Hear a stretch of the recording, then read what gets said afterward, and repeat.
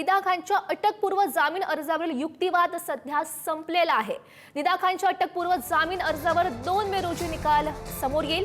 गुन्हा दाखल झाल्यापासून निदा खान ही फरार आहे।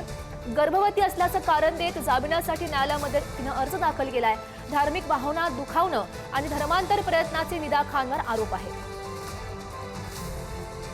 आम्ही कोर्टाला असं सांगितलं आहे की या सगळ्या प्रकारात दानिश आणि निदा खान हे संपर्कात असल्यामुळे यांनी संगनमताने हा सगळा गुन्हा केलेला आहे आणि त्यामुळे अशा प्रकरणात कुठल्याही प्रकारचं तिने जे काय गरोदर असल्याबाबतचं जे कोर्टासमोर विनंती केली होती की गरोदर असल्यामुळे मला बेल देण्यात यावा, आम्ही कोर्टाला सांगितलं आहे गुन्हाचं स्वरूप बघतात या प्रकरणात निदा खानला कुठल्याही प्रकारचा अटकपूर्व जामीन देण्यात येऊ नये अशी आम्ही कोर्टाला विनंती केली आहे।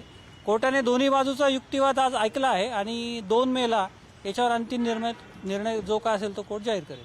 आमचं म्हणणं आजही तेच आहे। आजच्या युक्तिवादामध्ये जास्त करून जो मुद्दा होता तो धर्मांतरणावर होता। त्याच्यावर माझा पहिला महत्त्वाचा युक्तिवाद तोच होता जो आजही आहे की महाराष्ट्रामध्ये अजून धर्मांतरणाचा कायदा नाही आहे। त्यामुळे IPC खाली तो कोणत्या कलमाखाली येतो हा मुद्दा अजूनही अनभिज्ञ आहे, कारण कलम 299 मध्ये तर काही धर्मांतरणाबद्दल सांगितलेलं नाही। तो धार्मिक भावना दुखावण्याबद्दल किंवा अपमानित करण्याबद्दलचा आहे, धर्मांतरणाबद्दलचा नाही आहे। त्यामुळे माझा पहिला युक्तिवाद तोच होता। सरकार पक्षानेही त्यांचे मुद्दे मांडलेत। 2-5 ला काय होतं ते कळेल।